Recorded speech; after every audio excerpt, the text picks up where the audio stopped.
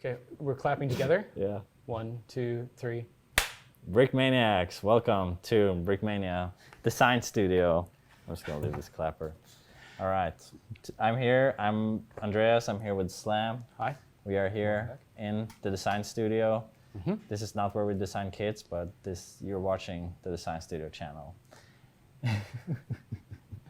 We're gonna talk about an older kit that came out about a year ago. It feels longer than that. Yeah, this is the Tram. This is one of your masterpieces. I'm so happy with this model. There's not a single stud visible on this thing. It totally looks like I don't know, like a play kit or, Like legit train. decorations. Model train. Yeah. Model train. So that's fun. I'm looking for studs trying to prove you wrong. Yes, please do. I see. The only thing is like this. Okay, never mind. Yeah, anti-stud. Anti-stud. Yeah. Okay, a bit of history. World War II, this is based on. Trams were around before World War II, even before World War I in some cities. They are electric, so that's why you have this. And it makes contact with overhead wires. Yeah. Delivering electricity to the motors because Yeah. it's an electric tram. Yeah. Yeah. So during World War II, all the men were out fighting in the war, but most people were at home living a normal life, trying to get by, going to work. Still working in the factories, still doing their office jobs. Yeah. Yep. So that is why we also went with a female driver, because the men were out fighting, so women were filling out a lot of the roles that Were traditionally men's jobs. yeah. Yeah. So I was just doing research on World War II trams, and I see why are all these photos of, there's only women drivers. That's cool. So During that time period, yeah. yeah, I'm very happy about that. So did this design, very playable. It's a train. It's a German tram. It's got all of these decorations, so it's like made for World War II. It's got bullet holes. So this one's seen some battle. Not a lot of battle, just a little bit of battle. Yeah, a little bit of battle. Yeah. Just, Yeah. Some broken glass, still works. Still a good tram. yeah, hitting a crossfire.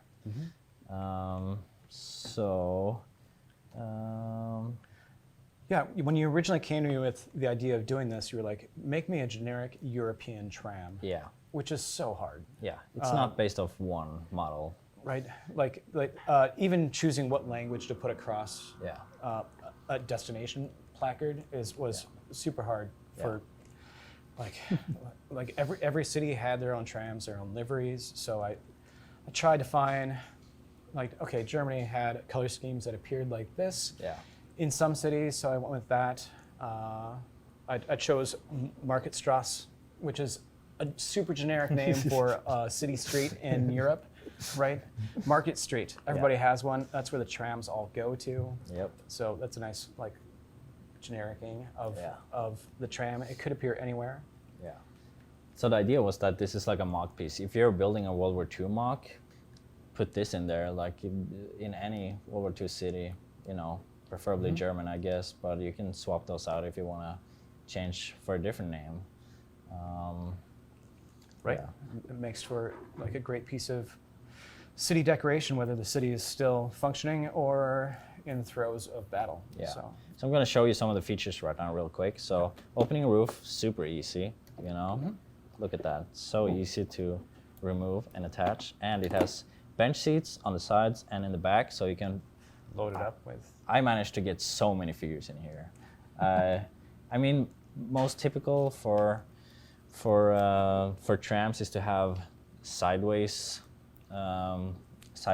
bench seats so that people are facing forward. Sometimes you would see them on the side, which is what I had to do here to really fill up this tram with as many figures as possible. Otherwise, you would have like 3 people in your tram. Now it's closer to like 15 people, I think.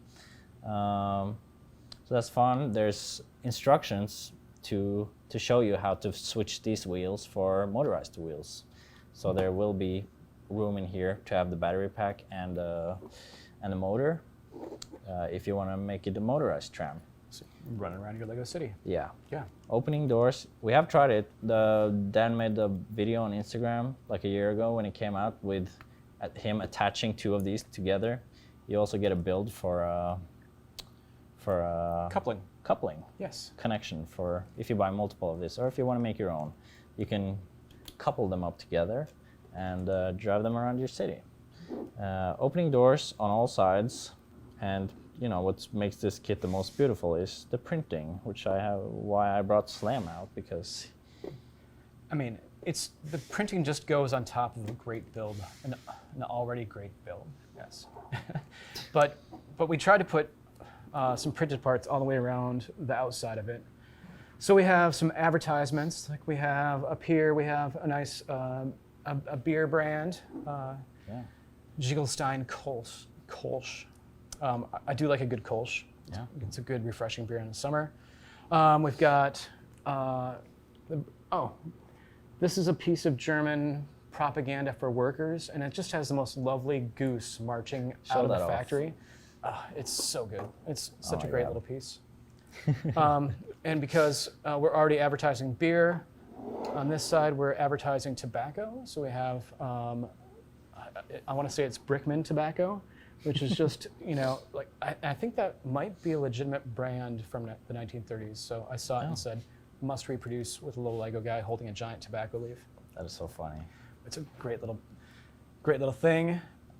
We've got rivets across the front, and I don't know what this little electrical port right here is.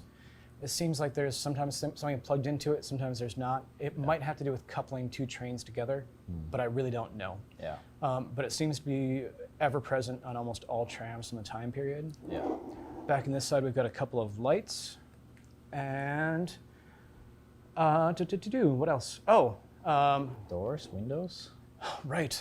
Each door has a cross-element print on each side, which really, really makes the tan section seamless and adds so much to it. Oh yeah, absolutely. I mean, Rounded train doors. And I'm pretty pleased with how our shattered glass look works out. This is something that we developed for the first Randoverse.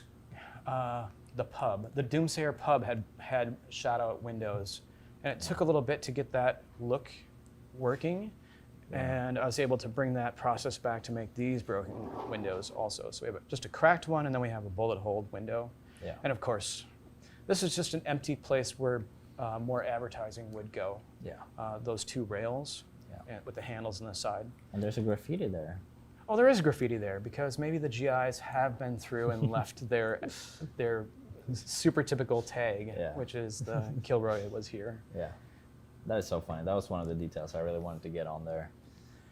Well, one of the trains you sent me that you wanted to do was, do you remember what that was? It was something Express. Yeah, it's, I think it's like, I don't know, remember exactly the city, but it says it was graffitied on the side, a one-way ticket to Berlin, and it's filled with bombs. Yep, they loaded it with TNT or dynamite, and they were gonna roll this dead tram down a hill into the center of town, and the GIs just covered it with messages, and it's full of graffiti and yep. So funny. Maybe if we do another tram, we could do that one. That would be funny, but But this is a great mock piece. You also have some printing on the top there. That's a Lego piece, just some vents. Yep. Yeah. So it's a great little model. I think anybody who collects trains, this would go into your collection. Yeah. Or if you like to build World War II mocks and you want to build a city, like this fits perfectly in the middle of that battle scene. And you want to fill out if you want to make your city look realistic, you got to have all those little details in there. Oh, I'm going to show off the figure real quick. This one is designed by Lando, I believe. Yes. So that is a female tram driver. As we said, all the tram drivers during World War II were for the most part women. So that's great. So I remember talking to Landon about this while he was designing it, and he was running into the same thing with conductor uniforms across all the European countries were super different. Yeah. So he tried to land on a uniform that had all the most common features of all those countries. Yeah. And then he found a detail, like there's a little box right here in the minifigure that he figured out was a sponge container. So you keep it wet, and you could put your finger against it to pull off a new ticket for somebody. So it's just a labor, instead of licking your finger every time you need it, you could have this artificial tongue right here. So that's on the minifigure for sure. Oh my gosh. And Yeah. it has, that's a 3D printed hat and hair from Amanda, Yeah. correct? Just showing that off. Yeah, it's beautifully made. There's like dark brown hair, I think, and dark blue coloring. Yeah, it's Really nicely made. it's absolutely a great minifig. Yeah. Just super classy. Yeah. Dark blue, very beautiful color. Works very nicely with the color of the tram. Really stands out. Okay. So I like to pose my figure like opening the doors here and just like hanging out of the front there, looking forward. Yeah. Can we do it? You got it. There You you got go. it. Careful.